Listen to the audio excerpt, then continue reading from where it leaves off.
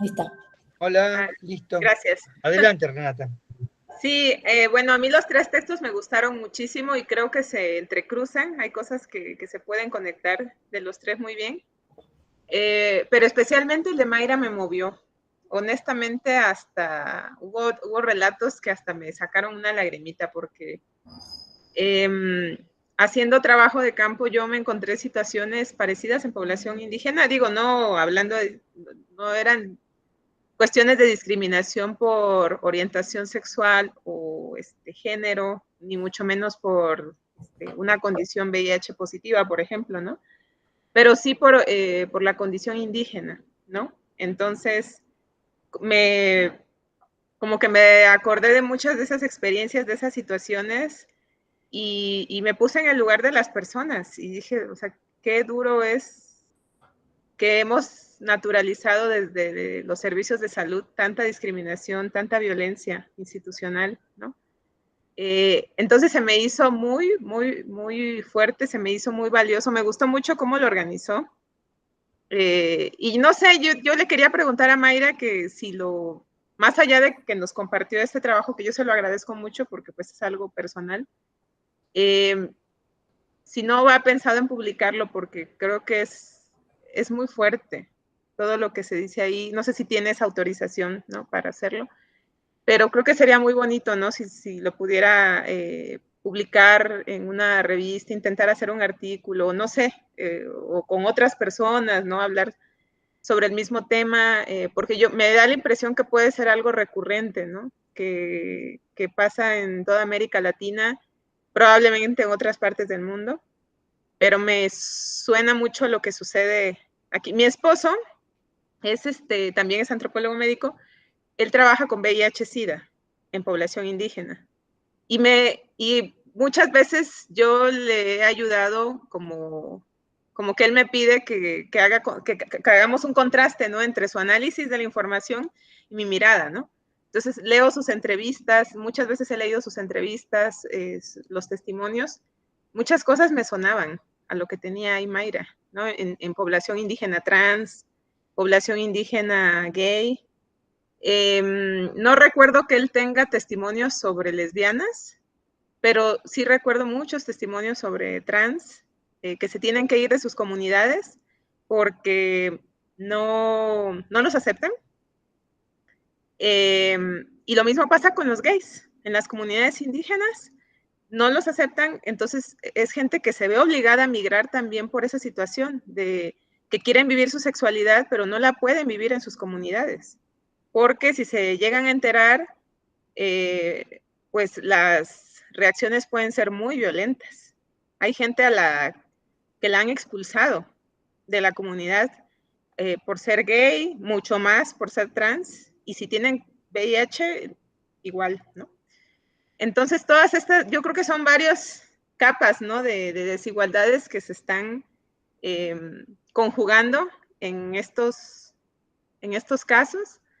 Y sí, la verdad es que aunque llevo muchos años trabajando con población indígena, con desigualdad de género, violencia de género, no deja de sorprenderme, ¿no? Y no deja de moverme cuando escucho testimonios, cuando leo este tipo de materiales de otros contextos, porque creo que la gente sigue sufriendo mucho. Entonces, aquí aunque Mayra no lo plantea así, yo creo que aquí hay mucho sufrimiento, ¿no? Una cuestión ahí de sufrimiento personal, pero también social, porque como colectivos, las personas trans y los gays se unen en colectivo y sufren en colectivo, ¿no? Y gracias a eso es que algunos se movilizan y logran cosas, pero algunos no, algunos siguen muy aisladas, muy aislados, y es lo que pasa, lo que hemos observado aquí en la población indígena, que no logran articularse a un grupo, a un colectivo para defender derechos, que los sostenga, que los soporte, ¿no? Dentro de la discriminación, dentro de la violencia institucional, la violencia comunitaria. Que viven, no encuentran esos soportes y son personas que después terminan en drogadicción, en consumo problemático de drogas, consumo problemático de alcohol, VIH, SIDA, sífilis, embarazos no planeados, etcétera, etcétera. Entonces, las vulnerabilidades se agudizan también. Entonces, sí, a mí no me pareció menor la problemática que está relatando ahí Mayra, me parece que la expone de una forma muy, muy clara y me gustó mucho el análisis que hizo también. Y yo creo que nada más lo que le preguntaría es si me permitiría en algún momento compartir esto, si llego a tener alguna una clase, digamos, para poder hacer estos contrastes entre lo que pasa en México y lo que pasa en Argentina. O sea, son cosas bastante parecidas. La única diferencia es que yo trabajo con población indígena y a lo mejor ustedes no necesariamente trabajan con población indígena, pero todo me suena muy parecido. Y aquí en México, pues decimos que estamos en una sociedad muy machista y muchos pensamos que México es el país más machista de América Latina, pero entre más leo cosas de otros países, empiezo a pensar que no. Creo que el machismo está muy arraigado en América Latina y desafortunadamente es algo con lo que tenemos que lidiar. Las mujeres lo sabemos, ¿no? Ya por ser mujeres sabemos, ¿no? Que tenemos que lidiar con eso. Y a veces los hombres desde la academia creo que no lo ven tanto, no lo sienten tanto porque son hombres, pero como mujeres creo que sí, todo el tiempo nos estamos topando con eso y creo que nuestra labor es justamente seguir estudiándolo para desnaturalizarlo, desnormalizarlo y quizás cuando sea posible, pues hacer incidencia, ¿no? Para que esas cosas cambien, ¿no? Esas prácticas cambien. Pero pues yo nada más quería hablar de ese en particular. Digo, el de Fanon me encantó, también me gustó mucho, pero como que el de Fanon me llevó por otro lado, ¿no? Como a la investigación que estoy haciendo ahorita, que ya espero compartírselas pronto. Eh, el texto de Fanon me llevó más a esa reflexión sobre el trabajo que estoy haciendo ahorita con población indígena. Me dio unas ideas muy buenas. Y el otro texto creo que se puede relacionar muy bien con lo que está, con el de Mayra, ¿no? El de cómo se construye a la víctima, porque ciertamente la biomedicina es como producto cultural, finalmente se inserta dentro de estas relaciones de género desiguales, inequitativas, y dentro de esto pues entra la problemática de la discriminación, el racismo, el sexismo. O sea, al final de cuentas están imbricadas, ¿no? Entonces, pues vamos a ver a la víctima en función de nuestros constructos sociales, ¿no? De qué es ser débil, qué es ser vulnerable.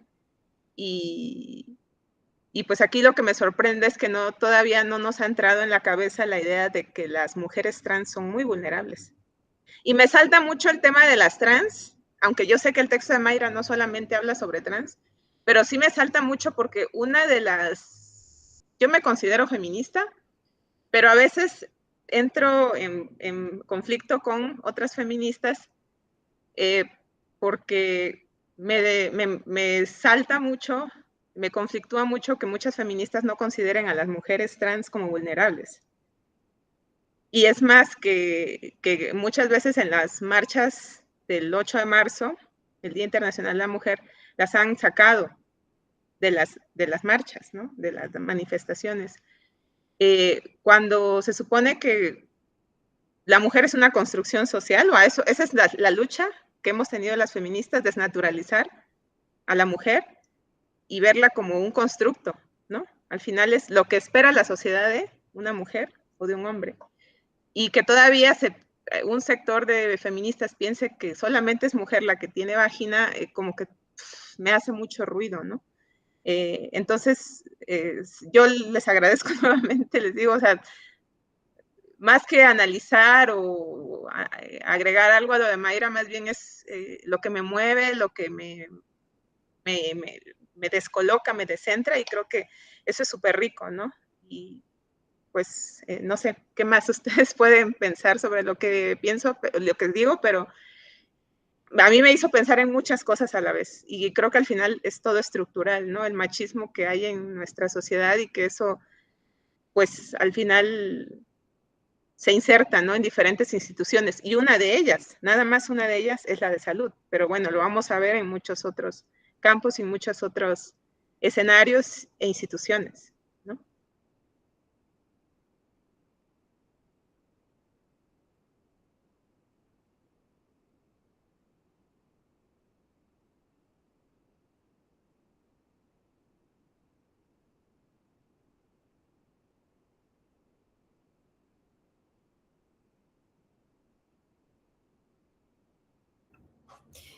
A mí el de Mayra también me impactó, me gustó muchísimo como instrumento pedagógico.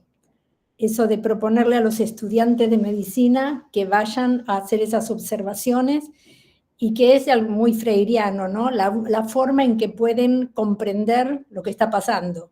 Más que uno les dé clase de eso, o que lean textos sobre ese tipo de cosas, cómo lo pudieron observar, incluso sintiéndose muy mal, ¿no? Por estar presenciando esos actos y por no poder, por ahí no poder, no sentirse con autoridad para intervenir, que también es esta cuestión, ¿no?, de la medicina y las jerarquías y cómo se va ubicando los diferentes grados de aprendices en la medicina, lo que va implicando también un proceso muy profundo de formación, ¿no? Cómo todo eso después se replica constantemente. Me pareció realmente también muy maravilloso para resaltar ese aspecto del proceso pedagógico que hace una persona desde ese lugar, más que desde el leer o desde el ser informado de hacer carne el proceso. Yo creo que esa gente no se olvida nunca más de eso.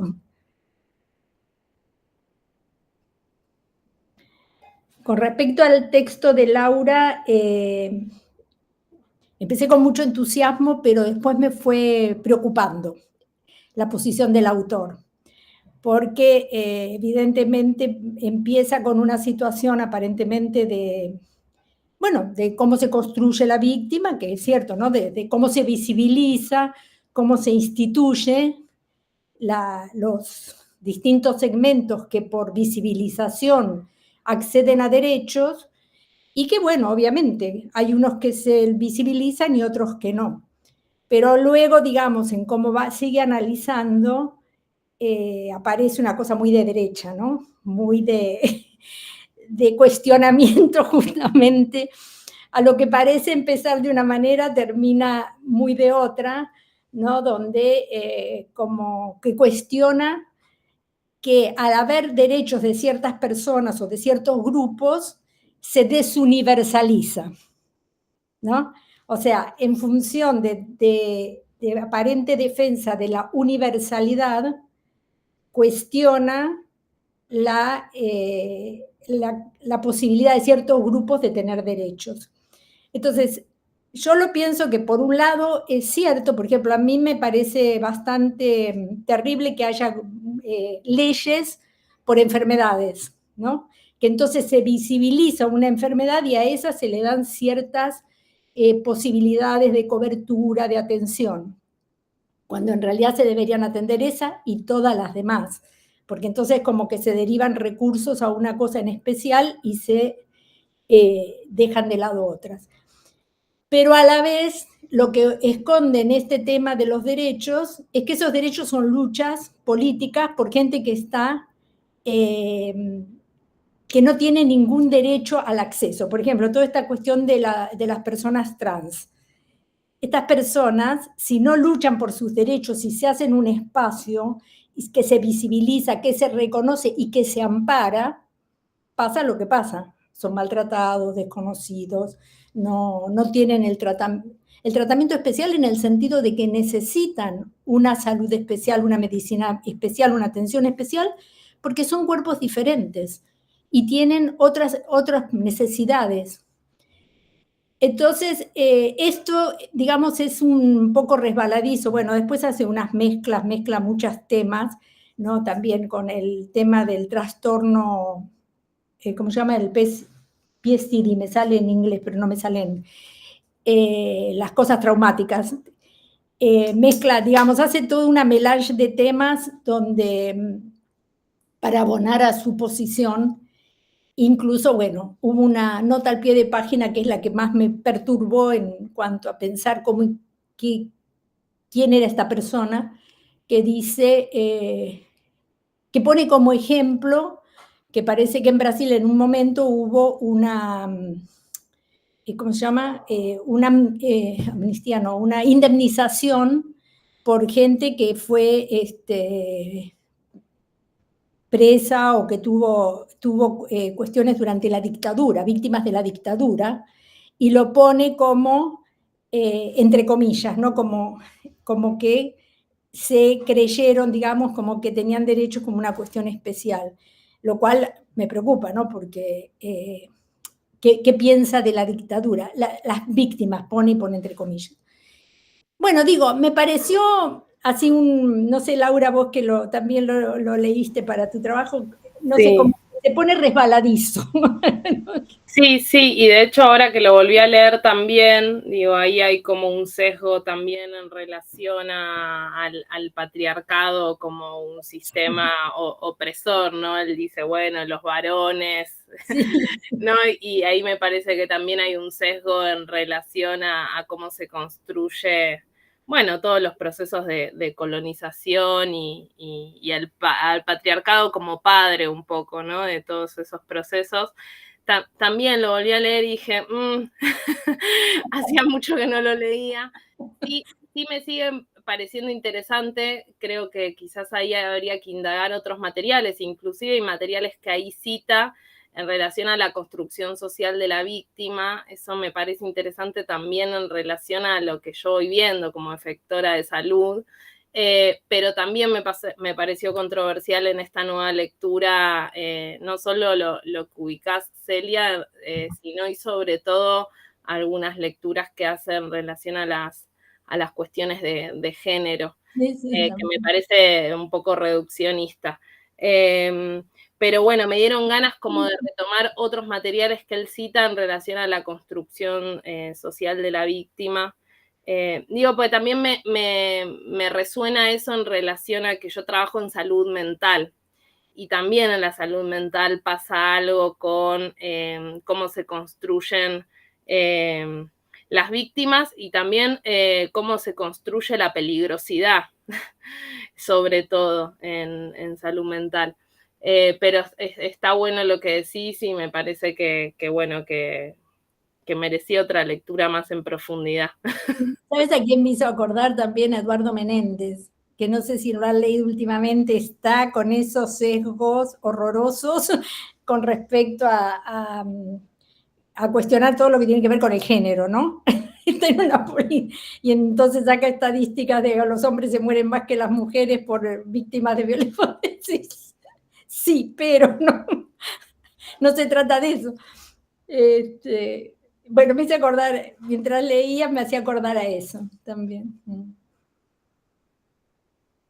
Sí, pero creo que sí, a mí siempre me hizo interesante esto de no ver nada más a la víctima en la mujer. Creo que eso yo sí lo rescato del texto, ¿no? De que hay, por ejemplo, los hombres que son víctimas de violencia sexual y no tienen un abordaje apropiado porque desde la legislación, desde el aparato institucional, no hay, ¿no?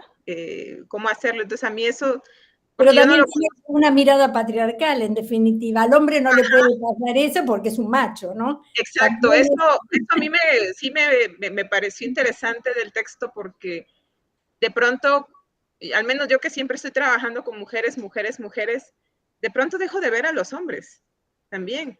Entonces, este texto me hizo como volver y decir, oye, es que también los hombres tienen algo que decir, claro, sin caer en este extremo. Hay una investigadora mexicana que se llama Ana Muchastegui, que ha trabajado este problema de la onejeización del feminismo y cómo esto ha afectado en poner a las mujeres siempre en el lugar de víctimas. Siempre, siempre las están poniendo en el lugar de víctimas.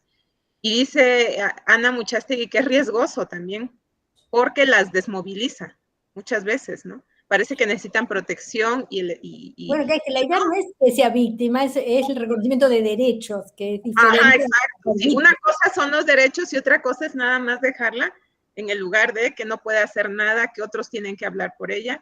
Y es de ahí donde se han agarrado, dice ella que se han enriquecido muchas ONGs, ¿no? Con este discurso de que hay que proteger a la mujer, cuando ella lo que ve, porque ella ha sido activista, es que las mujeres son muy capaces, ¿no? De cambiar su realidad, de movilizarse, entonces es como esa línea muy fina, ¿no? Que a veces podemos descuidar si nos centramos demasiado en también nuestros discursos, ¿no? Nuestra mirada, pues, nada más sobre las mujeres, ¿no? O sobre las mujeres víctimas. Entonces yo eso sí creo que me descolocó, me descentró un poquito y lo agradezco, porque digo, más allá de que esté o no de acuerdo, pero creo que sí es importante a veces como recuperar otras miradas, ¿no? Y no ver a la mujer nada más como víctima, sino también actora, ¿no? Como también, que también hay mujeres que violentan, ¿no? Claro, es menos. Yo no estoy de acuerdo con Eduardo, hay muchas cosas en las cuales no estoy de acuerdo con Eduardo, pero a sus 90 y tantos años, honestamente, aunque es mi compañero de trabajo, ya a sus 90 y tantos años, les soy honesta, ya no pienso discutir con él, o sea. No, ya nadie, salvo las en un congreso de medicina general hace unos años acá en Argentina, que las mujeres lo declararon persona no grata. Estuvieron muy bien. Con justa razón.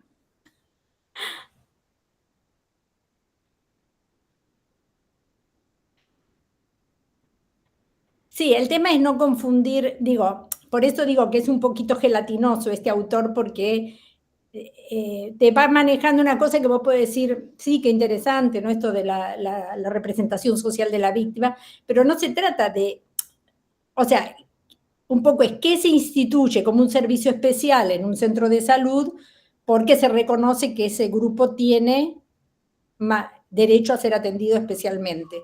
Pero a la vez ahí cae en un pantano donde con ese ejemplo que puede pasar, pero que tampoco debe ser lo común, que no se atiende a un hombre que ha sufrido violencia sexual porque es hombre hetero, digamos, bueno, es un ejemplo un poco capcioso para llevar el pensamiento a otro lado. No sé qué piensan los demás, si lo pudieron leer, o lo de Mayra.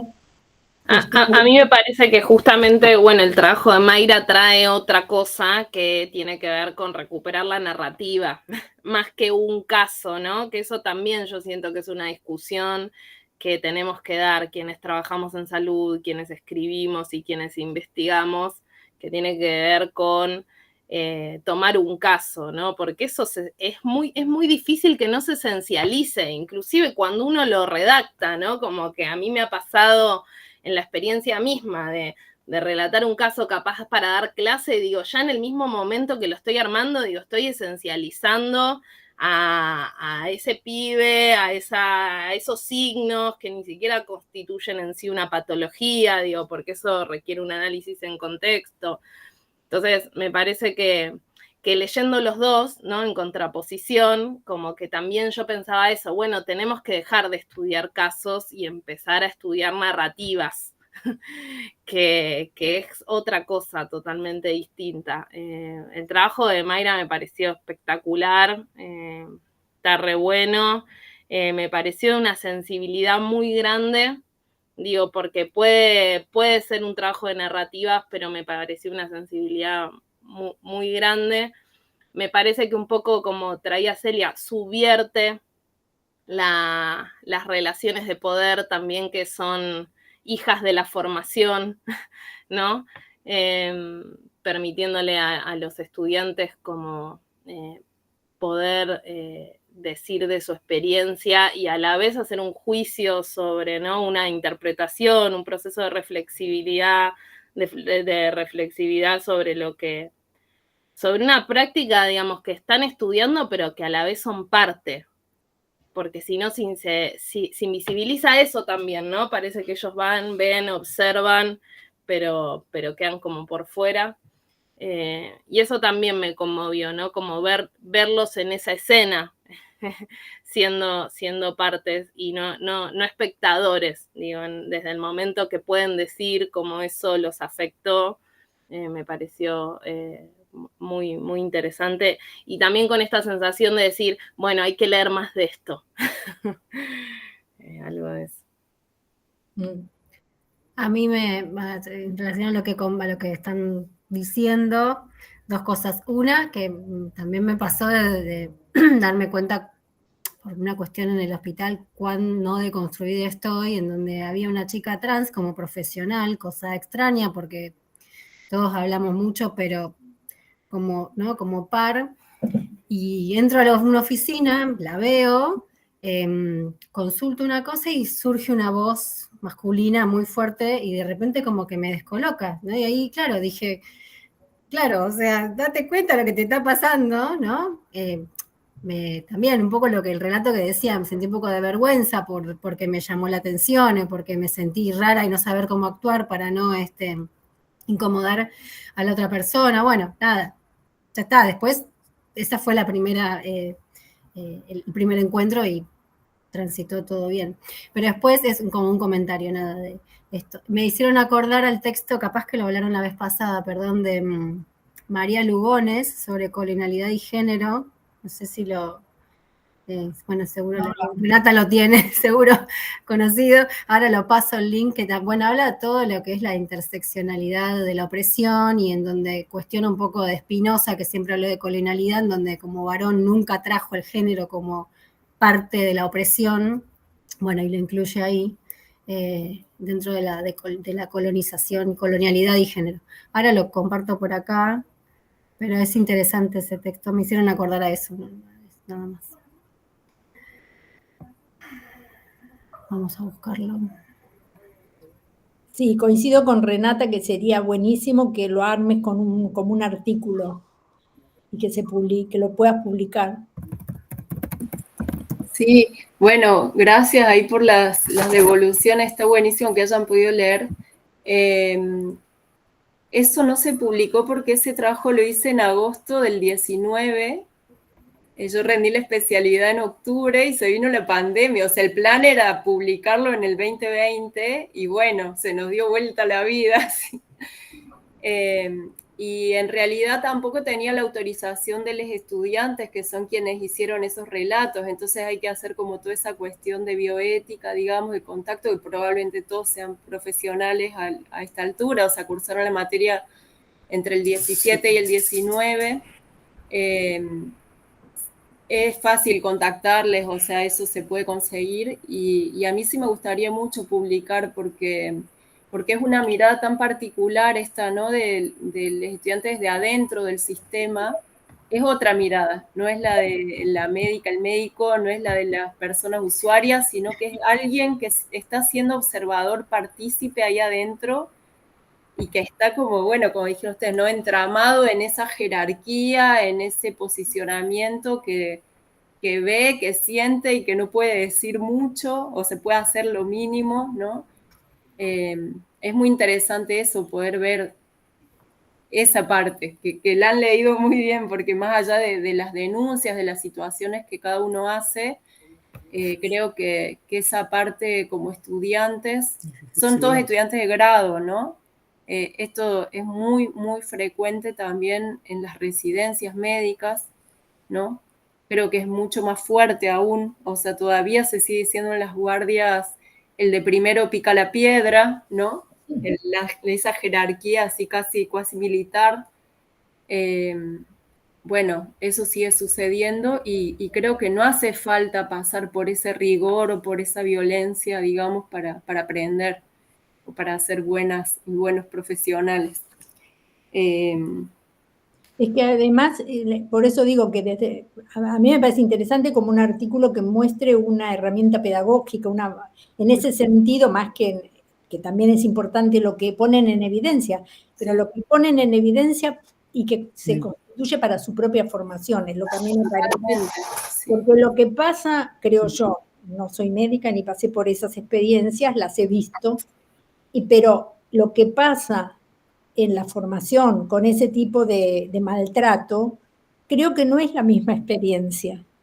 No se termina incorporando como algo, esto no lo quiero. Es como al revés, ¿viste? Se replica. Bueno, esto me hicieron a mí en primero, cuando yo estoy en segundo, hago yo, ¿no? Y van fomentando ese tipo de formas de un año al otro sin reflexión. Sí, sí.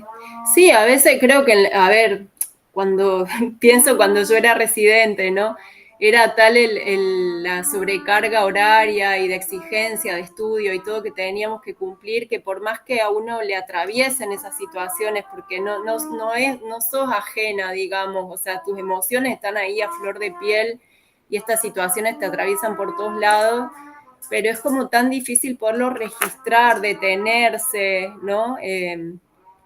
Bueno, está bueno poderlo hacer en algún momento y tener esa sensación que expresan en tantos relatos de yo no quiero ser ese médico o esa médica, no quiero ser así. Eso me parece clarísimo como postura y que fue un ejercicio, o sea, lo seguimos haciendo a esto, ¿no? Esto de que traigan algún relato claro, en el cual ellos hayan vivido alguna situación en relación a la diversidad. Sí. Vienen relatos de todo tipo, ¿no? Vienen de plantas medicinales que usa su abuela, de cuando fueron curados, cuando nacieron, no sé, hay un montón de relatos diversos. Esta es una corte en relación a identidades de género y sexualidades no heteronormativas, o sea, eso es. Yo creo que, no sé si... No, para que, es que quería terminar la idea. Tenemos una trompeta acá también de una hija ensayando. Así que hay una trompeta de fondo. No, que lo que quería decir que no es una propuesta que nosotros les pedimos que vayan y observen, sino que son experiencias que ellos traen de sus prácticas ya realizadas en otras materias. En las prácticas que han hecho de guardia o que han hecho consultorio, o es una selección de trabajos que son en el sector de la salud pública. Muchos de los relatos son personales, son de sus historias familiares, de sus amigas y amigos, no son en el sector salud.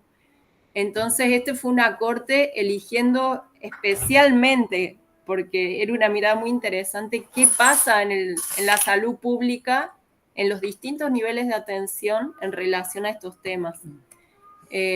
Pero son relatos que traen de sus experiencias como estudiantes, de sus prácticas en otras materias, o de su vida. Ok. No es una práctica de la materia nuestra. O sea, la práctica nuestra es traer el relato, la narrativa y tensionarlo con la teoría, con lo que vimos en las clases. Claro, yo les contaba la otra vuelta en el módulo, lo que hemos llegado también a esto. Me interesa esto que dice Celia de la herramienta pedagógica, porque eso fue como algo que fuimos encontrando con Mayra a partir de la primera experiencia del módulo, cómo evaluar, digamos, y cómo hacer algo que sea evaluado y que sirva, digamos, y que procese. Entonces, ya, bueno, desde esa época propusimos que la evaluación sea esto, ¿no? Elegir dentro de las temáticas que se desarrollan en el módulo algo que les interese, pero seleccionar alguna vivencia, algo que les haya pasado por el cuerpo, porque entendemos que el aprendizaje también es por la emoción, no es solamente una transposición de contenido, sino tiene que pasar por el cuerpo. Entonces ellos eligen de todas las temáticas algo relacionado, y nosotros lo vamos guiando a que siempre encuentran algo. Puede ser de plantas medicinales de la familia o saberes de salud en la familia, esto lo que puso Mayra en su trabajo, hay mucho de la cuestión indígena, digamos, encuentros de otros culturales, discriminación, racismo, hay muchas cosas, es un abanico muy grande. Entonces, lo vamos guiando para que ellos ese relato los transcriban, tal como está en el trabajo de Mayra, y después ellos van procesando con lo trabajado en el módulo, con alguna búsqueda también anexa, biográfica que ellos quieran, y van haciendo un proceso, algo que los tienen ahí incrustado, lo van de alguna forma transitando a partir de lo que pasa en el módulo. Y esa para nosotros es la evaluación, digamos, ¿no? Poder leer esos, después lo ponen en común, que es algo que también logramos en el último año. Sí, porque en un principio nos entregaban el trabajo, y cuando nosotros los leíamos, sí, también llorábamos, que Renati se me corrió una lagrimita. Realmente a nosotros nos conmovía demasiado los relatos, porque muchos se replantean hasta su propia identidad, o sea, es muy profundo lo que pasa ahí. Entonces decidimos que sí o sí tenía que haber una fecha donde compartan sus trabajos. Entonces, ya en las últimas ediciones sí o sí hacemos un último encuentro donde cada uno cuenta sobre su relato, o sea, o lo lee o lo explica, cuenta qué le pasó al hacerlo, y eso es sumamente conmovedor, y no solo conmovedor, creo que es de mucho aprendizaje, sí, para todo para el equipo docente y para los compañeros, para los estudiantes, digamos. Hay procesos de identidad personal, hasta de género. Sí. Un año nos tocó un chico que a partir de ese trabajo ponía su género, su elección de género, y fue muy fuerte, o búsquedas a partir de su historia personal en tanto etnia, pertenencia. Una vez nos tocó una estudiante que era de la zona de la Pampa Húmeda de acá de Córdoba y nos contaba que ella era la curandera de su pueblo. Y era la curandera porque la única curandera que había en su lugar le tenía que transmitir eso a una hija o a una nieta, y en su familia no había quien quisiera recibir ese conocimiento. Y ella era amiga de una nieta. Y como iba a jugar a su casa y todo, y ella le veía el interés que tenía, que ella mostraba por saber qué cosas hacía y todo eso, le transmitió a ella sus conocimientos. Entonces ella, una chica que en ese momento tendría 21 o 22 años, desde los 13 años ella había empezado a recibir ese conocimiento y era la curandera de su lugar. Entonces cuando ella decidió venirse a estudiar, o sea, estudiar algo, decidió estudiar medicina y vuelve los fines de semana a su lugar para curar, y desde acá todos los días a una hora, que decía a la hora del atardecer, ella se pone a orar porque recibe mensajes en el día a curar con granos de arroz, con distintas cosas, a la gente de su lugar, ¿no? Y ella nos dijo, es la primera vez, era en ese momento estudiante de 5º año, es la primera vez que la facultad me habilita a que yo cuente esto que traigo y que no caiga en, no sé, ejercicio ilegal de la medicina, digamos, que siento la confianza de contarlo. Hizo todo su trabajo sobre eso. No saben lo enriquecedor que fue, porque además son temas que los hablamos en la clase, que les compartimos bibliografía, viene un biólogo que viene y cuenta siempre sobre sus investigaciones etnobotánicas, y ella, bueno, le habilitó a poder contar su experiencia personal, ¿no? Entonces, bueno, pasan cosas así. Y en relación al trabajo en sí, también yo siento que lo que se muestra ahí es pre-pandemia, ¿no? Como en la pandemia se recrudeció muchísimo lo que pasó en la atención, sobre todo pública. De hecho, acá en Córdoba, por ejemplo, el único hospital donde se realizaban las cirugías de reasignación de genitales y todo eso, que era aparte centro de referencia del centro del país, ese servicio se cerró. Entonces no había dónde ir, o sea, directamente se frenaron todos los tratamientos de hormonizaciones. Y todavía o sea, muy, muy difícil. O sea, se abrió otro espacio, pero no es tan accesible como lo era antes, que tampoco era tan accesible, o sea, ya habrán leído que tampoco la accesibilidad era tanta, digamos. Entonces, no sé realmente en la actualidad, si tuviéramos que hacer como ahora, a ver qué está sucediendo en el sector público, si bien hay mucha información, también en todo lo que se ganó en derechos se está cerrando, no sé si saben, bueno, hay muchas cosas que se están como volviendo atrás con el tema de las infancias y las adolescencias trans. Bueno, hay un montón de cosas. Por eso el otro día les decía, y me gusta esto que dice Susie Shock, ¿no? Vamos a tener que salir a explicarlo todo de nuevo, porque es como realmente, ¿no? Hay como un retroceso en todo lo que se ganó en tanto tiempo en derechos, ¿no? Así que bueno, la verdad desconozco cómo está siendo la situación actualmente. No, ninguno de los dos está vinculado a servicios de atención en salud en esta área.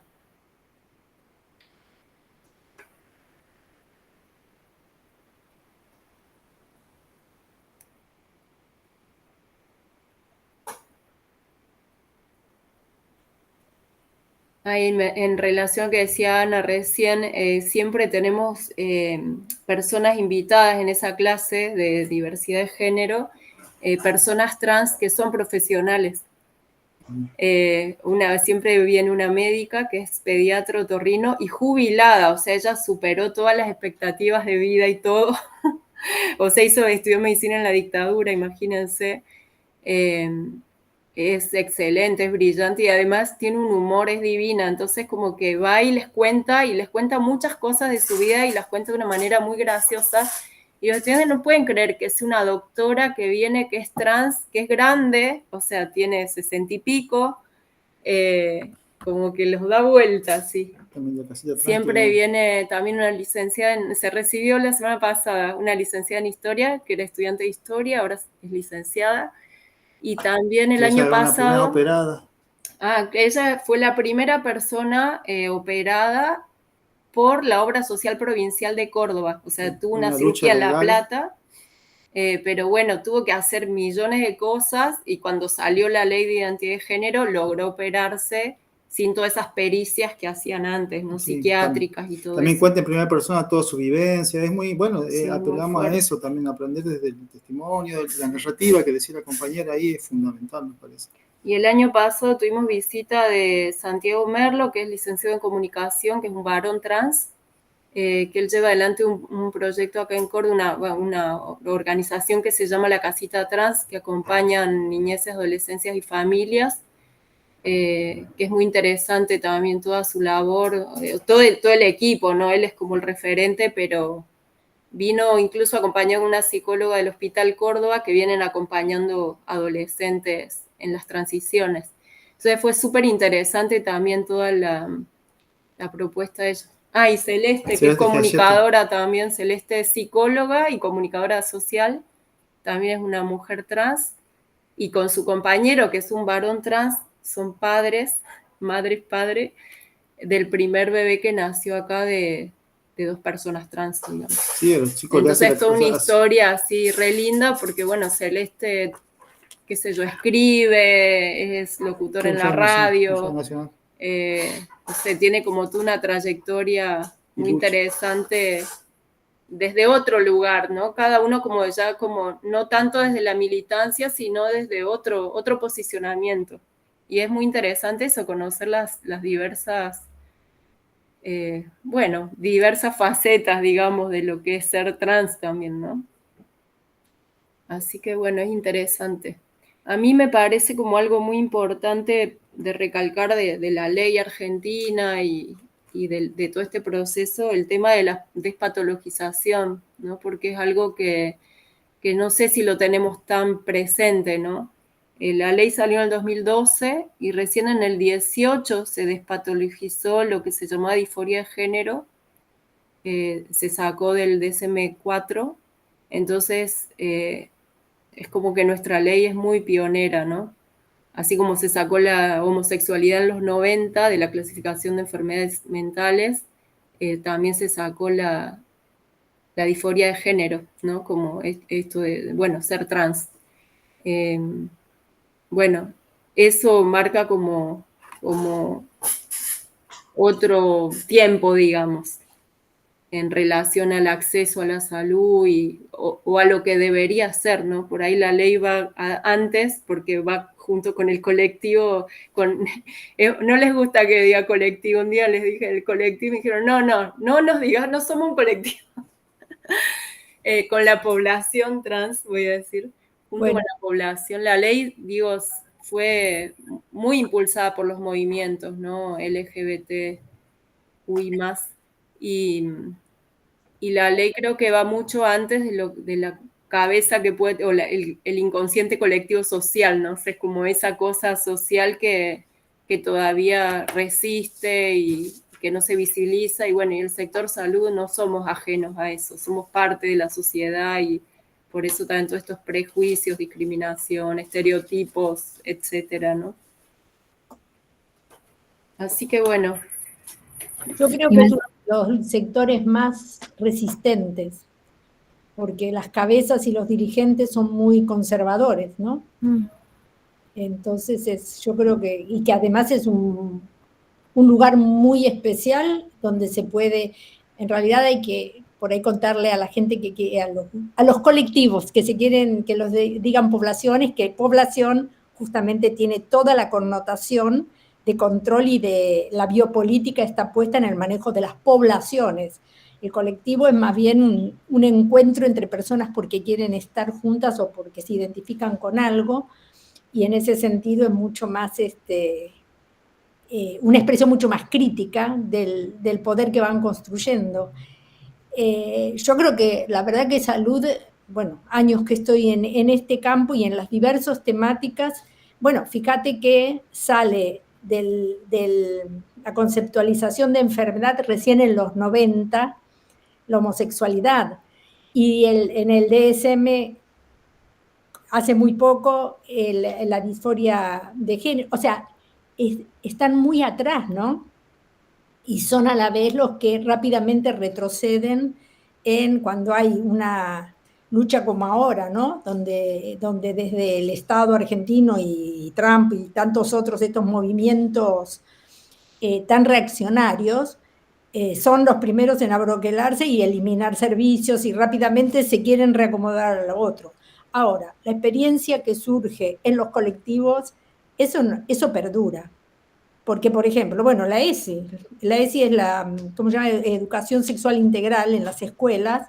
Se lo cuento a Renata, que acá se había instituido como cosa que se difundía en las escuelas y demás. Eso lo han prohibido, lo han ido sacando de todas partes. Pero hay una lucha, o sea, lo que los procesos generan, quedan. Se pueden estar un poco más retrocedidos, pero no desaparecen.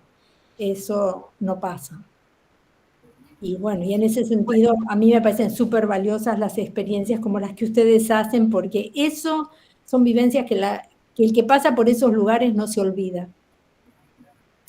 Me quedé pensando, Celia, en esto lo que mencionó Mayra de pasar así, esto, lo del DSM. Y bueno, esta cuestión de también quién define.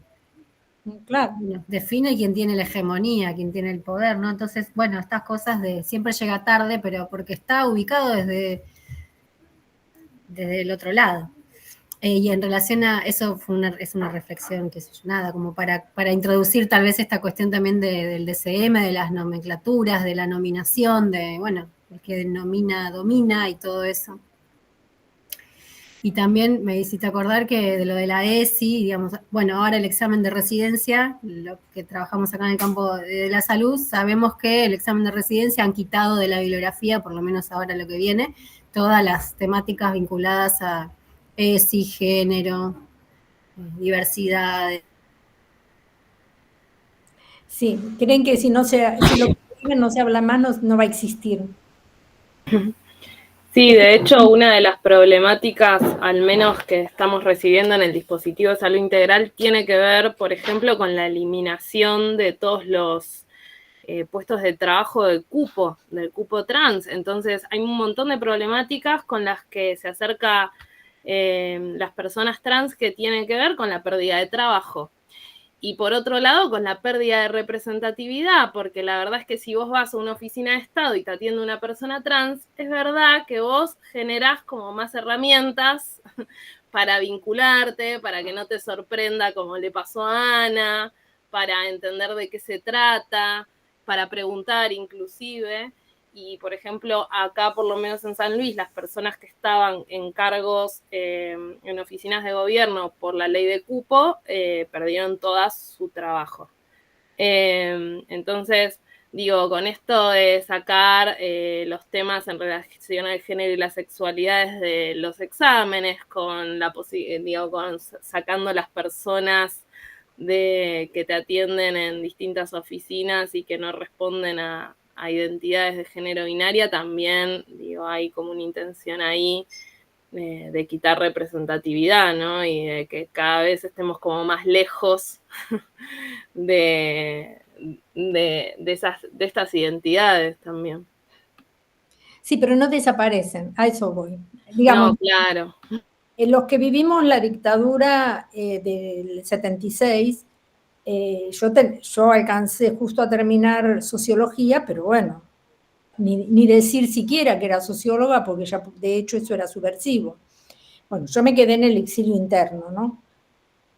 Y no entraban libros interesantes, no películas, no nada. Y era como que la misma situación de terror, sobre todo en los primeros años, es como que te olvidabas de pensar, porque era peligroso pensar, era doloroso. Y luego también te ibas restringiendo a con quién te juntabas, porque si no eran personas que habías conocido antes de esto, no sabías con quién te estabas relacionando, era muy peligroso. Entonces, eso pasaron 7 años, y bueno, empieza a volver la gente que estuvo en el exilio, que bueno, yo tenía amigas mías que fueron al exilio primero a Perú, luego a México, se siguieron formando, hicieron maestría, fueron profesoras en México, digamos, todo un desarrollo que cuando estos compañeros volvían con una vida en libertad, digamos, con muchas posibilidades de hacer cosas en distintos países, vos sentías que lo tuyo era un abismo que no podías saltar. Te habían quitado 7 años irrecuperables de alguna manera. Y no fue así. O sea, porque, digamos, es como que eso que uno tenía ahí antes de esto, no se murió. Y luego florece juntamente en contacto con los otros, volvés y podés estar a la par en un sentido, no por competencia, sino decir, no tengo esa sensación que sí tenía de que nunca iba a poder llegar a donde ellos estaban, porque era como imposible. Y bueno, no lo haces como lo hicieron ellos, lo haces de otra manera, pero se hace. En ese sentido, digo yo que es importante, muy importante recuperar que los procesos vividos no se pierden. Es una lucha y hay que seguir dando la batalla. Sería mucho mejor si no tuviéramos que estar cada vez dando la batalla. Pero lo que es importante es lo que se construye más a nivel de la sociedad y lo que perdura ahí como experiencia, me parece a mí, que solamente las legislaciones que un día viene uno y la voltea. Y tiene consecuencias jorobadas y graves, no lo digo que no. Pero la potencia que se generó en ese punto, cuando puede volver a florecer, florece mucho más rápido. O sea, no necesita los años de proceso que llevó todo lo otro. En ese sentido, yo creo que es importante ver estos procesos o hacer este tipo de trabajos como hacen ustedes, ¿no? Que vas sembrando de otra manera. En Argentina somos con Amal por un proyecto de investigación y decía, yo siento que siempre somos muy dependientes o pensamos que lo estatal y las leyes son muy determinantes de lo que pasa. Y yo creo que eso nos invalida un poco el pensar que en otro tipo de acciones y de formas que yo creo que son mucho más, tienen mucha más potencia. No sé, yo hace años que pienso en esto y bueno, y veo cómo surgen las experiencias y me parece que hay que apostar por ese lado. Sí, es como un tiempo ahora como de tejer redes, ¿no? Como fortalecer las redes que ya vienen, tejer con otros, digamos, como incluso con la parte indígena, esto que les contábamos la otra vez, nosotros presentar en este momento la diplomatura de salud e interculturalidad, quizás no sea el momento más propicio, ¿no? Como es en otro. Es como un tiempo, bueno, de otras cosas, otras acciones para resurgir, ¿no? Como en algún momento pero mejor. No se está quieto nunca, digamos. No nos quedamos quietos tampoco. Bueno, hay pueblos indígenas que se los ha dado por desaparecidos, como que se terminaron. Y es que, bueno, en momentos así de difíciles y violencia contra ellos, es como que desaparecen y luego vuelven a emerger. O sea, se ocultan de los lugares de peligro y vuelven a aparecer por ahí muchos años después, ¿no? Sí, son momentos de... En Córdoba ha pasado eso, ¿no? Acá el pueblo Camichingón desapareció a principios de 1900 y resurge 90, 100 años después, digamos, cuando acá se decía en Córdoba no hay más indígenas y todo eso. Sin embargo, hoy en día ya hay más de 40 comunidades organizadas y reconocidas, ¿no? Y que no surgieron de la nada. Son los nietos de todas esas personas que fueron silenciadas, invisibilizadas antes, ¿no? Entonces es muy interesante también todo ese proceso. Bueno. Quieren que hagamos el origami, decimos, pero es no sé si lo pudieron imprimir. ¿No te acordás? Aquí tiene que escribir algunas cosas. Sí, después. Bueno, no sé si alguna vez hicieron origami. Nosotros alguna noción tenemos, poquita, pero 2 cosas nomás que, nada, yo tenía una prima que era muy buena haciendo origami, muy buena, en serio. y ella decía que había que plegar, bueno, en este caso vamos a plegar por las diagonales, ¿vieron? Por esta y por esta. No están muy simétricas en el papel, pero sigan la diagonal y ahí vamos a lograr hacerlo. ¿Con las letras para afuera? Sí, sí, sí. La vamos a plegar de esta manera, entonces el pliegue que te queda tiene forma de montaña. Es lo que decía mi prima, ¿no? En el origami tenemos montañas y tenemos valles. Entonces vamos a plegar una diagonal, una vez que la tengan y la marquen, lo abren y marcan la otra diagonal de la misma manera, con las letras hacia afuera. Que les queden 2 montañas.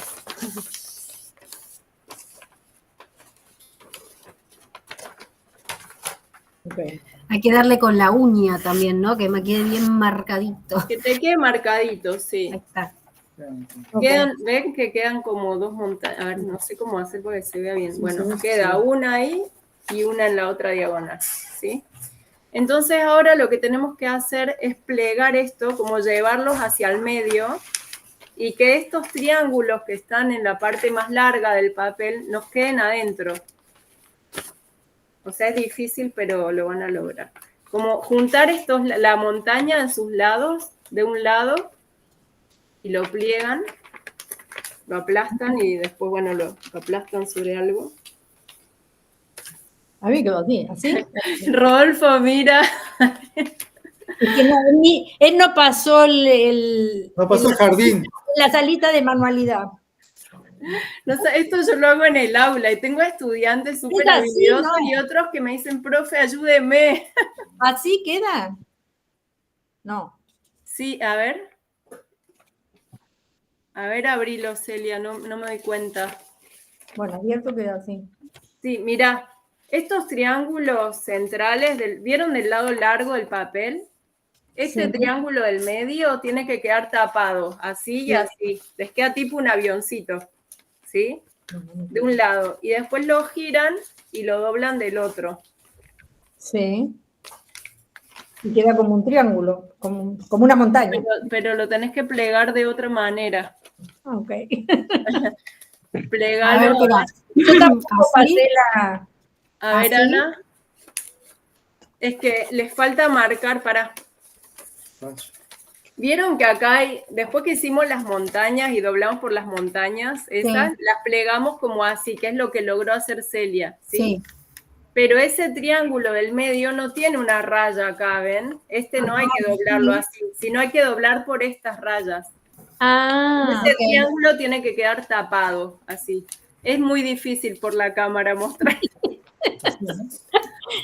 Sí, así. Con la falta, en mi caso, de habilidad manual. Bueno. Queda onda iceberg. ¿Qué sé yo? Así no. No para nada, me queda así. Bueno. Qué difícil, che. No me queda. Bueno. Traten de, mira, una vez que lograron plegar las montañas así, ¿sí? Estos de los bordes, llévenlos hacia el centro, hacia el medio acá, del triángulo ese central, a ver si así les sale. Ahí está como eso. A ver, ahí van, Laura. A ver, Laura lo hizo, muy bien. A ver, Renata, ¿cómo va? A ver. Ah, no, pará, me está quedando mal. Al revés. Ahí, pero no me queda separado como el tuyo, Sandro. Ah, ahí está. No importa, vos te quedó bien. Es que depende cómo quedó impreso, no importa, porque no está bien diseñado para que nos quede perfecto, simétrico. La cosa es que lo importante es que quede como solapado, así, ve como puertitas. Tienen puertitas que se abren y se cierran de un lado y del otro. A ver, después vamos a leer, porque presté tanta atención al papel en doblar que no palabra. No importa, claro, eso de ahora lo vamos a leer. Ah, bueno. ¿Fuiste, Celia? No sé si es así. ¿Así? Ahí va, a ver, me parece que sí, que está bien. Tienen que quedar así como unas solapas, miren, que se abren y se cierran unas puertitas. ¿Ven? Más o menos quedó. Sí, ahí está, Ana, ahí está, muy bien. Porque hay que darle acá, hay que doblar acá. Sí, hay que doblar para adentro. Es difícil, pero claro, ahí está, perfecto. En ambos pliegues, sí. Sí. Tienen que doblar por donde hay rayas. Donde no hay rayas, como este triángulo central, ahí no hay que doblar. Bien. Ay, espera. ¿Salí?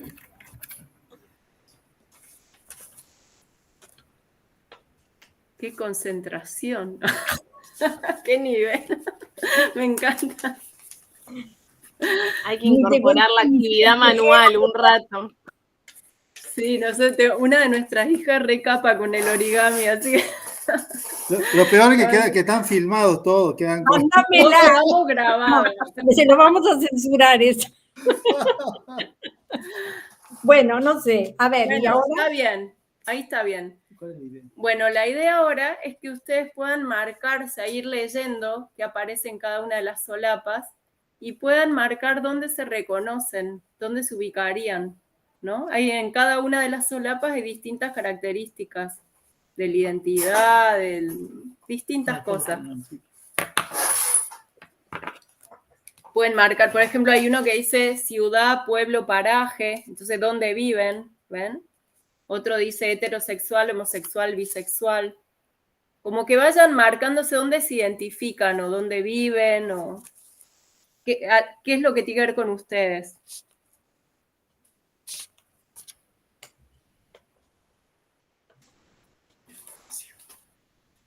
¿Qué? Hay una puertita, una solapa que está vacía en blanco. ¿Sí? Ahí pueden agregar lo que ustedes quieran que no esté en las otras. Identidades. Por ejemplo, les doy un ejemplo que dicen mis estudiantes. No están los cuerpos hegemónicos, me dicen, ¿no? Acá no dice gordo, flaco, petizo, alto, rubio, morocho. No están esas cosas. O sea, cada uno puede poner ahí lo que sienta, que se identifica y que no está en las otras. ¿Mm? O no poner nada. ¿Lo hiciste? No sé qué es lo Si antes era un lío, ahora está peor. Rodolfo, no te rías, Rodolfo, no te vemos haciendo el origami. No sé cómo va Rodolfo para armarlo. No, Alejandro en Buenos Aires le lleva el origami hecho, creo. La próxima reunión tiene que hacerlo él solo adelante de todos. Claro. No tengo ningún inconveniente, pero no lo grabo. Lo que no voy a hacer es grabarlo. No es justo. Cuando vayas a Buenos Aires me lo tenés que entregar marcado y doblado perfectamente. No lo pude imprimir, lo tengo acá, lo llevaba para imprimir, pero al final no lo pude hacer. No hay excusa, no hay excusa, niño. Hay que mirar la grabación y ver si lo logra. No, pero no quiero parecer como teniendo déficit de atención, así que no voy a hacer eso. Y Carlos, ¿pudiste? Que te veo muy concentrado.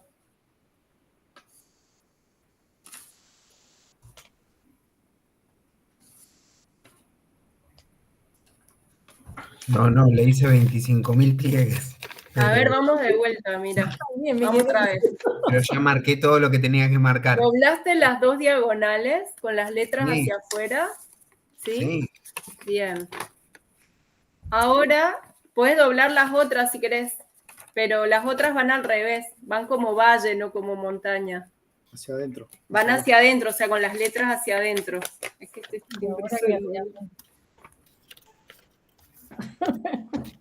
¿Viste el triángulo acá en el lado, en los lados largos del papel? Hay unos triángulos grandes, centrales. Esas rayas que van acá tienen que ir dobladas tapando el triángulo, como tapándolo. Ahí también tenés que hacer pliegue, claro. Claro, tenés que hacer un pliegue, pero al revés de las montañas, y hacer valle. Claro, sí.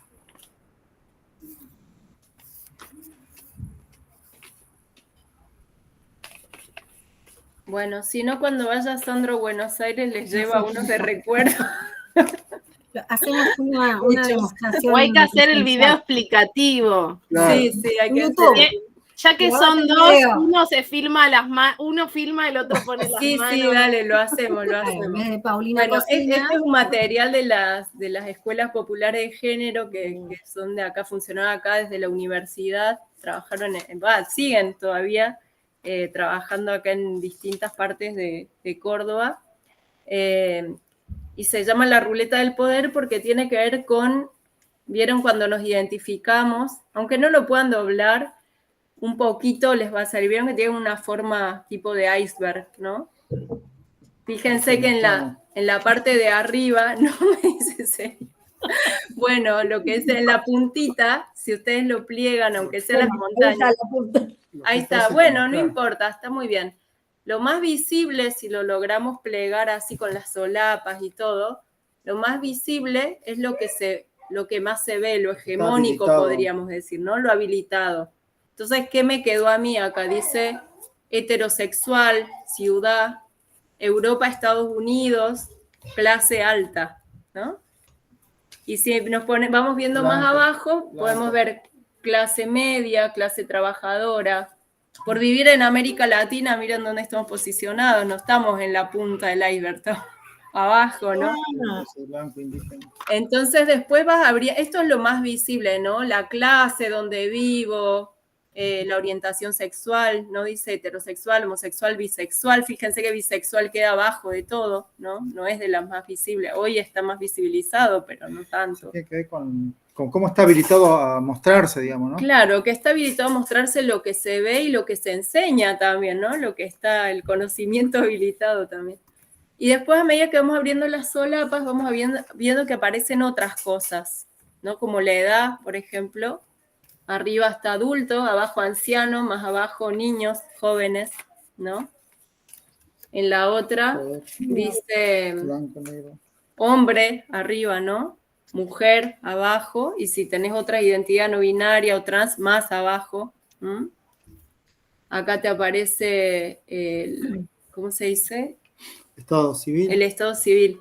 Casado, relación estable, relaciones casuales, queda más bajo, ¿sí? Bueno, y así con cada una, ¿no? Sí, el nivel educativo, universidad arriba, secundario, primario, incompleto o analfabeto está abajo de todo, ¿sí? Bueno, tiene que ver con eso, ¿no? Con todas esas características que nos marcan, digamos, marcan nuestra identidad también y nuestra posición en la trama social, en una posición de mayor jerarquía o menor, mayor privilegio, podríamos decir, o de mayor opresión, o mayor o menor opresión, ¿no? Según en dónde nos encontramos. Hay algunas solapas, miren, por ejemplo, hay una que dice blanco, negro, indígena, ¿no? Bueno. Y en ese espacio en blanco también depende dónde se haga esto, surgen necesidades de expresar del estudiante, ¿no? Esto de los cuerpos es muy común, donde ellos se ven que son a veces, digamos, discriminados, estigmatizados por el cuerpo, por ser gordo, flaco, petizo. O también en otro espacio en relación al trabajo, precarizado, trabajo estable, ocupado, desocupado. Bueno, de alguna forma es como una cosa que tiene, bueno, esto de ser un juego también, pero de alguna forma también vamos visibilizando toda esa identidad de que somos, ¿no? Todo eso. Y estas categorías que nos van ubicando en distintos lugares y que nos pasa con las personas que asistimos, que atendemos, que acompañamos, ¿no? Con las personas usuarias del sistema de salud en relación a cuántas cosas que algunas son visibles y muchas otras no. Que si también no las indagamos, no están a flor de piel, están solapadas así, ¿no? Como que hay que empezar a indagar, a preguntar, no dar nada por supuesto, ¿no? Es muy común en relación, habrán visto en los relatos, y lo traigo de vuelta, es muy común dar por supuestas las relaciones heterosexuales, ¿no? Por ejemplo, hay un relato de dos chicas que van y una la acompaña a otra y dice, que la amiga espera afuera, no, es mi pareja, ¿sí? Entonces, esto, ¿no? Por ahí las relaciones entre mujeres no son tan visibilizadas, ¿no? ¿Qué pasa si además de ser trans sos indígena también, ¿no? Lo que traía Renata hace rato, o tenés HIV, bueno, cuántas otras cosas pueden Intersección. interseccionarse, digamos, y que van todas juntas, ¿no? Como... Bueno, eso era un poco. En una época en Estados Unidos había, no me acuerdo, una filmación creo que fue, que ponían una serie de gente en la misma línea.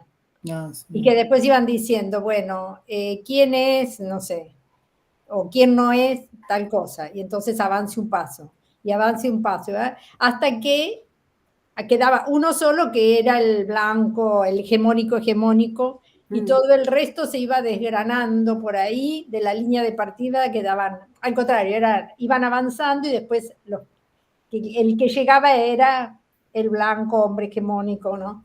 Y todos se iban quedando atrás de la línea de largada después. O sea, avanzaban un poco, pero quedaban por ahí, avanzaban un poco y quedaban por ahí.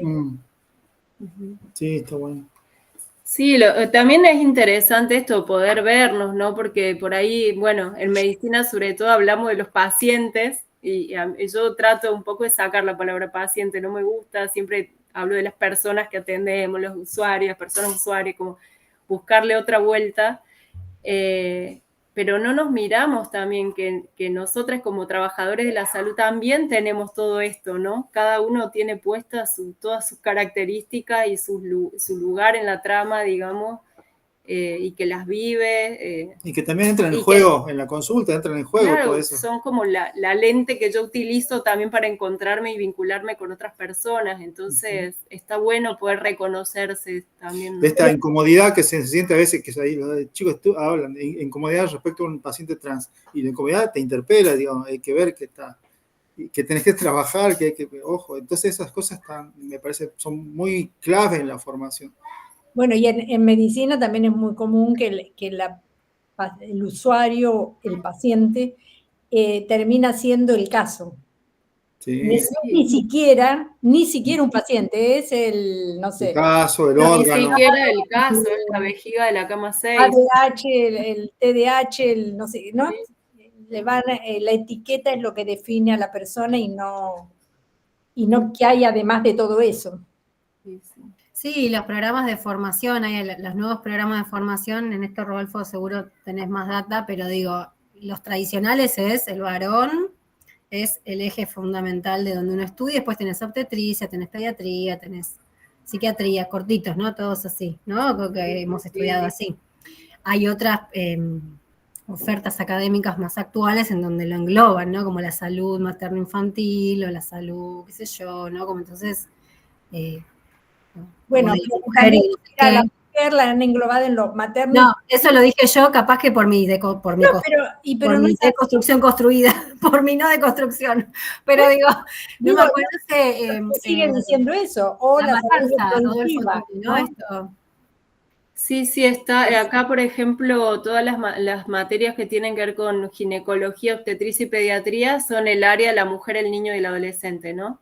Y tenés un cuatrimestre de cada una de esas materias, cuando después en la atención médica, bueno, en el caso mío, que soy médica de familia, lo que más atendés, el mayor caudal de personas que atendés, son mujeres, niños, niñas y adultos mayores. Adolescentes no, porque no van a las consultas, van obligados o una vez al año. La medicina, no, y el varón tampoco va a la consulta. Por eso el varón, te digo, que es nuestro eje de estudio, es el que menos va a la consulta.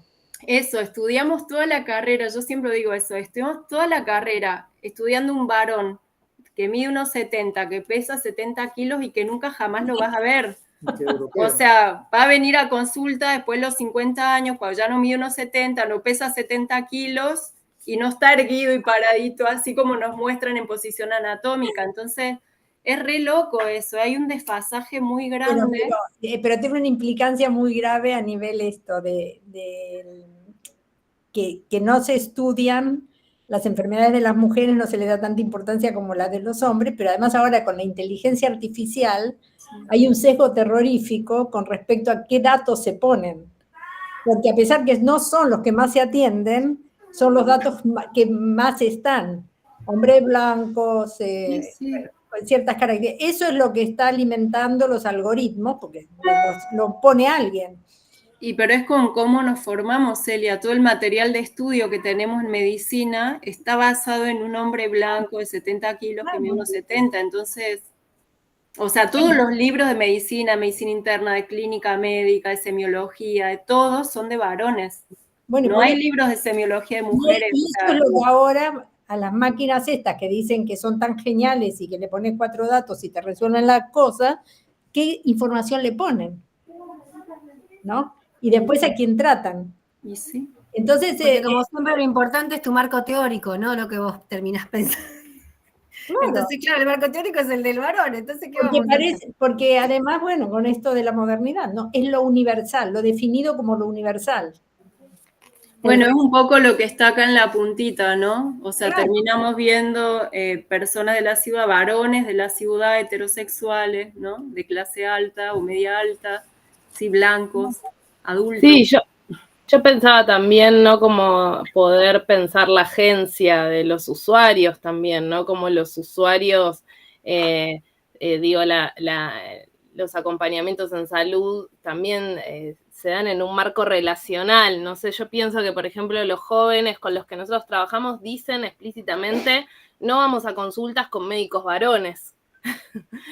Digo, pero como que también, y para mí en eso que ustedes, lo que traías vos, Mayra, y lo que hacen en la cátedra está bueno también para que como profesionales de salud también reconozcamos nuestras propias posiciones de poder, porque es una relación, digo, es un vínculo transaccional también, es una relación, y también eligen, ¿no? Como que los jóvenes, por ejemplo, con los que yo trabajo, dicen no se atienden no van a consultas de médicos y médicas mayores, como en general se atienden con adultos jóvenes, en general que sean mujeres, porque refieren que tienen un vínculo como más cercano, más afectivo, de más reconocimiento. Entonces también, digo, en todo esto perdemos también un poco estudiar o conocer por qué se acercan las personas o qué eligen en ese vínculo de salud. Y qué chascos se llevan cuando... Yo, por ejemplo, siempre digo, porque tuve una mala experiencia con un ginecólogo hombre cuando era joven, por la forma en que me dijo, tenía una llaguita, pero me mandó a hacer una biopsia sin explicarme nada. A los 22 años yo me quedé como, ¡ah, me voy a morir! Bueno, ahí les hice la cruz a los varones. Ahora, me he encontrado con cada mujer joven que vos decís, ¿de dónde saliste? Porque el maltrato y la falta de diálogo, de comunicación, digamos, el desprecio. Con mi edad, ¿no? Como, es una cosa que vos decís, ¡qué horror! Sí, un poco los jóvenes los que refieren es como que se sienten más comprendidos por personas adultas jóvenes, que entienden más su bueno, discurso. yo por eso soy una mujer, porque digo, bueno, va a entenderme más, pero no necesariamente, digo, te lleva cierto... No, claro. Sí, pero ahí ese desprecio que surge es porque está perdón, o sea, no está bien con la profesión. ¡Ay, hola! Bienvenida. Era la música de comer, es hora de comer, chicos, acá el Sí, ya están acá revoloteando todos los 4. Perdón, digo que es el desprecio que hay también es por una inconformidad, y te confundiste, no querías hacer asistencia, estás haciendo lo que no te gusta, o sea, no pasa ¿no? Porque ¿por qué ese desprecio hacia lo que uno hace, o tus condiciones laborales, o bueno, hay algo ahí en donde, ¿por qué el desprecio? ¿De dónde sale? Bueno, creo que ahora sale de muchos lugares, obviamente están en condiciones laborales, también hay que entender ese otro lado, ¿no? Males condiciones, pero en vez de luchar por mejorar sus condiciones laborales, se la agarran con la que tienen enfrente. O sienten esta cosa de que vos decís, sí, realmente, ¿para qué corno estás trabajando de esto? Anda a trabajarte de otra cosa, pero bueno, es como que es un momento difícil, pero vos te das cuenta que, claro, esa elección que uno a veces hace porque siente que puede haber más afinidad, no necesariamente, como claro, no todas las mujeres son feministas, algunas son más machistas que los hombres, esto es lo mismo, ¿no? Uno imagina que, bueno, vas a tener otra calidez en la atención, y no necesariamente. Así es. Pero yo también lo he observado terapeutas tradicionales, donde yo hice mi investigación de la maestría y el doctorado. Me saltó mucho que algunas mujeres me decían que no iban con las parteras para consultar métodos de anticoncepción o hablar sobre temas de sexualidad porque temían que luego se lo contaran a sus maridos o a la familia del marido. Entonces, para algún grupo de mujeres, su aliado era el médico de familia local de la clínica biomédica local, y no la partera, ¿no? Y a mí eso me saltaba mucho porque tengo muchas colegas que trabajan partería tradicional y siempre están defendiendo la partería, y yo la defiendo también. Yo estoy a favor de la partería tradicional. Yo creo que habría mucho más muertes maternas y mucho más muertes infantiles en México si no fuera por el trabajo que hacen estas grandiosas mujeres. Pero sí es cierto que también tienen una parte de ahí conflictiva, ¿no? Que reproduce, pues, el machismo de las comunidades donde trabajan. Y entonces muchas mujeres, para ocultar al marido que estaban tomando métodos anticonceptivos, pues se iban a la clínica, ¿no? Y el médico pues no le decía a los maridos, ¿no?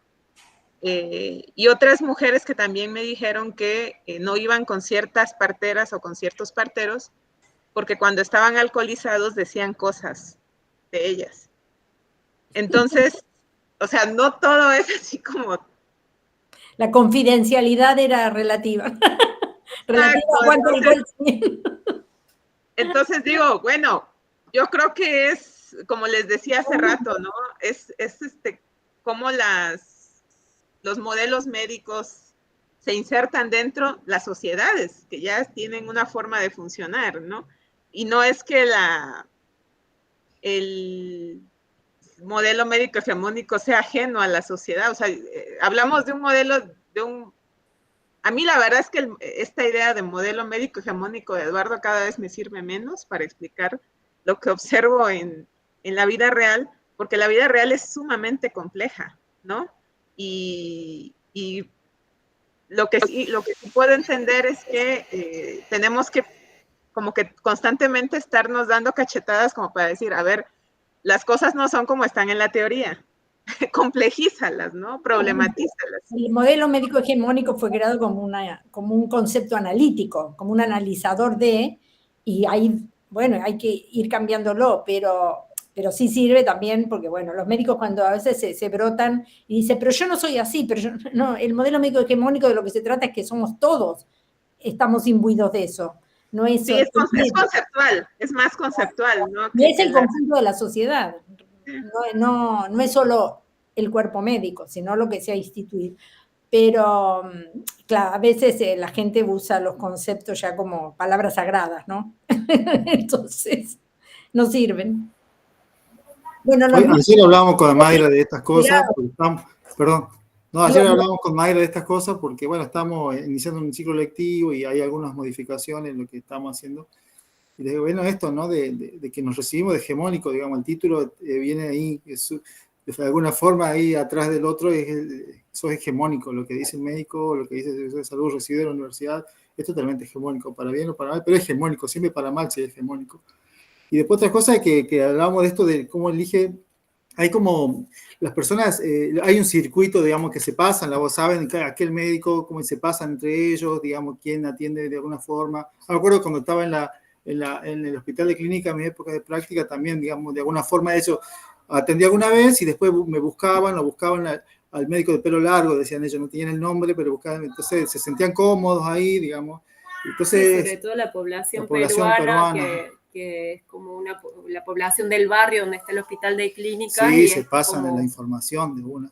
Y de Celeste Giacheta, ¿te acordás? Sí, eso estaba por contarles. El año pasado en el módulo, una de las personas trans que les contaba, que escribe en el diario y todo eso, le preguntaron los estudiantes cómo era cuando iban al médico, o sea, como si había tenido alguna vez, si se había sentido mal o alguna cosa. Y ella dijo, nosotros olemos, nos damos cuenta qué profesional es el que nos está atendiendo. Nos damos cuenta y sabemos cuándo contar y dónde seguir y cuándo irnos, ¿no? Es como, entonces, y decía, yo prefiero que me pregunten, que me digan desde la ignorancia, mira, contame cómo es esto. Y contaba todo su proceso de haber sido que tenían mucho temor al decidir tener un bebé, digamos, todo el acompañamiento previo y todo el acompañamiento del embarazo. O sea, la primera vez que en la maternidad nacional se atendía un embarazo de una pareja que ambos eran trans. Entonces, ¿cómo fue todo eso, no? El acompañamiento de la gestación y todo. Y nos decía, la obstetra que nos atendió fue súper amorosa y desde entrada nos dijo, no sé nada, ustedes me tienen que explicar todo. Y desde ese lugar, desde poder decir también, desde poder manifestar esa ignorancia sobre el tema, pudieron tener una relación, un vínculo amoroso y que realmente les pudo acompañar y, bueno, llegar bien a término y todas las decisiones que tuvieron que tomar. Entonces me parece bien que está bueno eso también, ¿no? Como poder transmitir también cuando uno no sabe, ¿no? Y no dar por supuesto, eso es algo, una de las cosas más importantes que siempre hablamos en clase, de no dar nada por supuesto, esto, ¿no? No dar por supuesto que si una chica tiene novio, que tiene relaciones hetero, que tiene que usar preservativo o usar anticonceptivos, porque quizás no tenga relaciones, quizás tenga una pareja mujer, qué sé yo, cuántas cosas que no sabemos, pero que es tan frecuente o tan cotidiano para nosotros, estamos tan inmiscuidos en la heteronormatividad que no nos damos cuenta a veces. Y cuando cometemos un error de ese tipo, las personas sienten, y te lo dicen así, sobre todo las personas trans, sienten que el sistema te expulsa, así, ¿no? En esas palabras, el sistema te expulsa. Entonces ya, chau, no vuelvo. ¿Para qué voy a volver si nunca me van a preguntar en serio qué me pasa, qué siento, con quién tengo relaciones y me enseñan cómo cuidarme, digo? Cada vez el sistema pregunta menos, los médicos preguntan menos porque no tienen tiempo, porque nada, vienen y te atienden porque el dolor en el codo y sos un codo y nada más. Sí. Eso pasa a todos, pero bueno, las personas trans, chau Ana. Chau Ana, nos vemos. Están los niños, ya están muertos de hambre.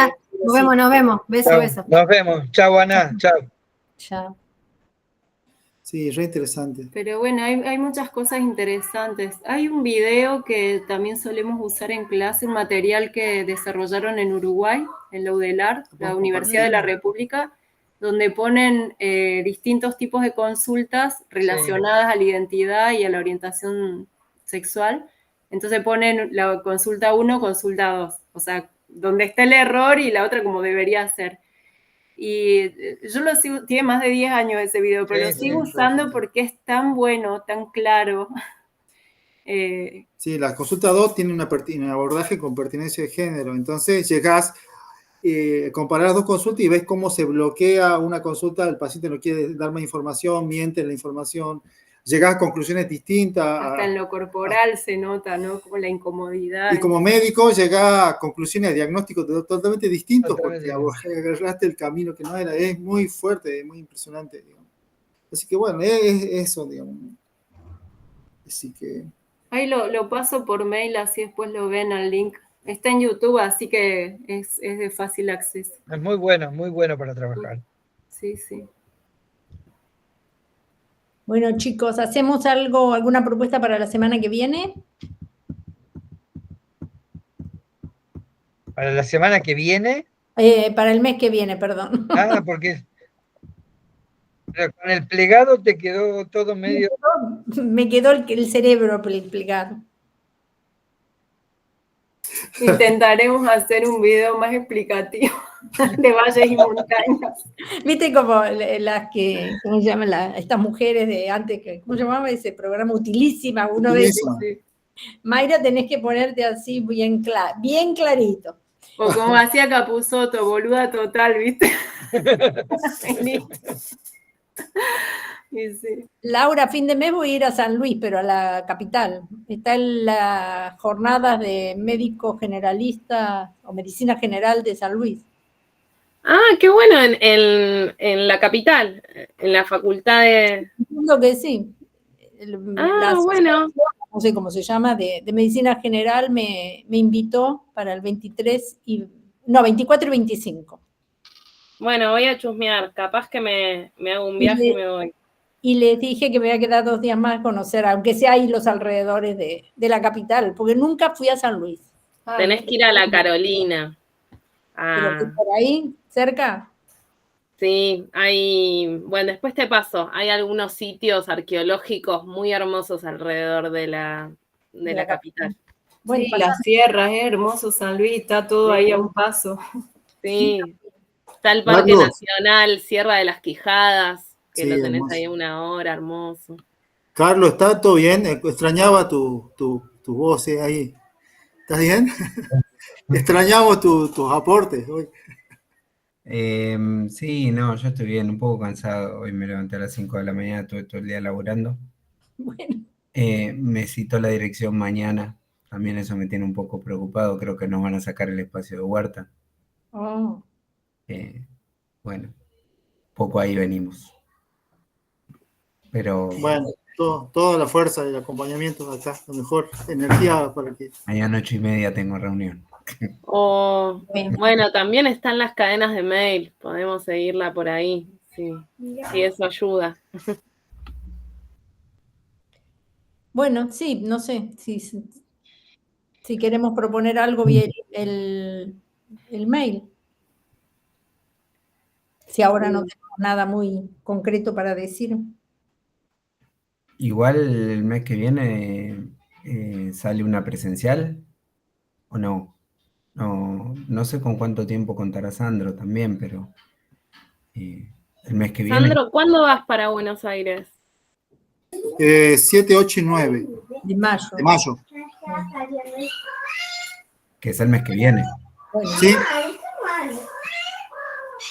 Y bueno, eso es presencial con algunos, pero los otros siguen lejos. Claro. Bueno. No escuché, perdón. Digo que es presencial con algunos que estemos por acá, pero el resto va a seguir estando lejos. La reunión mensual es aparte, pero... Claro, que cae esos días, ¿o no? Sí, sería el primero. Creo que 5 el primer lunes. Bueno, yo estoy acá en Córdoba el 5. No puede ser. Pero la podemos cambiar de día, Sandro, si estás allá esa semana. Y transmitimos desde la rural directamente. Claro, nos hacen la transmisión a los que están en la pantalla gigante. Sí, gigante, sí, seguro. Sí. Qué gracias. Bueno, chicos, yo también me tengo que ir yendo. Bueno, por email, por mail. Creo que quedamos como muy así en subida y no pudimos bajar. No importa. Pero bueno, está bien. Muy bueno. Sí. Interesante. Bueno. Además, ahí teníamos una residente para que nos cuente todas sus experiencias, pero no le dimos ni tiempo a hablar. Sí, calladita también. Mal. La próxima. Bueno, gente, seguimos. A mí me parece interesante todo el tema de trabajar en algún momento lo de narrativa. Eso tiene una implicancia sobre la práctica y sobre la clínica. A mí particularmente me parece importante. Y es un recurso en donde la narrativa sea una narrativa de disputa, no una narrativa recurrente. Pero bueno, lo dejamos para otro momento y seguimos intercambiando por mail. Y Sandro, mando el mail y me pongo en comunicación con Enrique. Bien. Buenísimo. Bueno, gente, nos vemos. Que estén todos bien. Chao. Chau.